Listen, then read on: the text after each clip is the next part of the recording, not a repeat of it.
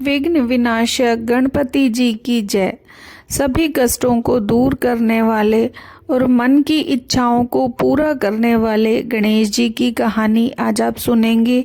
और अगर आपको कहानी पसंद आए तो इसे लाइक करें और कमेंट बॉक्स में गणेश जी की जय ज़रूर लिखें। गणेश जी और मालिन की कहानी।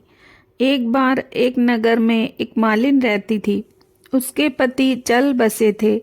उसका एक 4 साल का पुत्र था। सास कठोर हृदय की स्त्री थी। वह बहू को बहुत तकलीफ देती। एक दिन सास ने बहू को और पोते को घर से निकाल दिया। वे दोनों रोते हुए चलते चलते एक जंगल में जा पहुँचे। वहाँ एक बड़े पेड़ के नीचे बैठ गए।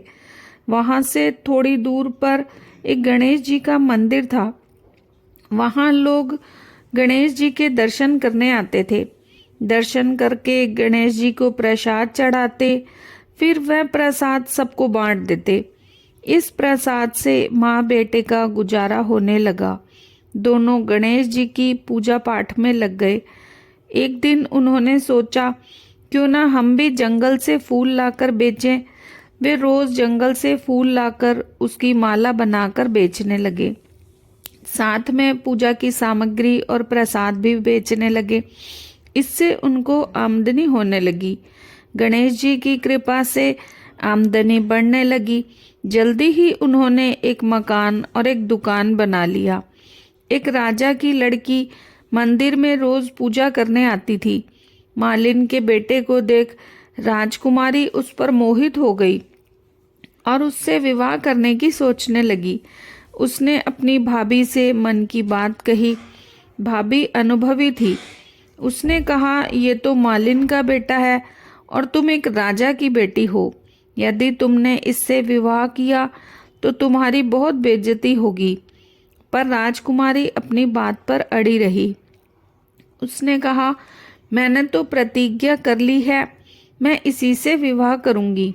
भाभी ने घर आकर सारी बात राजा को बता दी। राजा ने मना नहीं किया और विवाह के लिए तैयार हो गए। उन्होंने बड़े धूमधाम से बेटी का विवाह मालिन के साथ कर दिया। मालिन के बेटे के साथ कर दिया। मालिन ने सबसे पहले बेटे बहू को गणेश जी के मंदिर में ले जाकर पूजा पाठ करवाया और गणेश जी का आशीर्वाद दिलवाया। इसके बाद पूरे नगर में ये बात फैल गई कि गणेश जी की पूजा करने से सब कष्ट दूर हो जाते हैं। ये सुनते ही नगर के सभी लोग मंदिर आने लगे। मालिन और उसके बेटे की बिक्री और बढ़ गई। उधर उसकी सास के बुरे दिन आ गए। अन्नदाता उससे रूठ गए और वह भूखों मरने लगी। एक दिन वह रोती धोती उसी गणेश जी के मंदिर में आ पहुंची। वहां वह मालिन के बेटे से बोली, मैं भूखी हूँ, मुझे रोटी कपड़ा दे देना। इसके बदले में मैं तुम्हारा सारा काम कर दूंगी। लड़के को दया आ गई और उसे काम पर रख लिया। उसने अपनी दादी को नहीं पहचाना। जब मालिन घर आई तो उसने सास को पहचान लिया। वह सास से बोली, सासू जी आप यहाँ कैसे?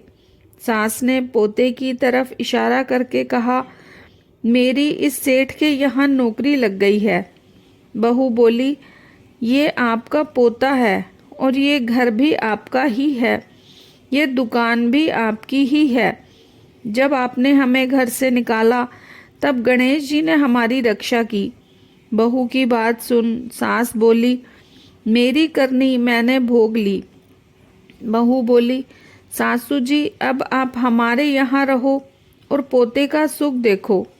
हे गणेश जी महाराज, जैसा सुख आपने मालिन को दिया वैसा ही सुख सबको देना।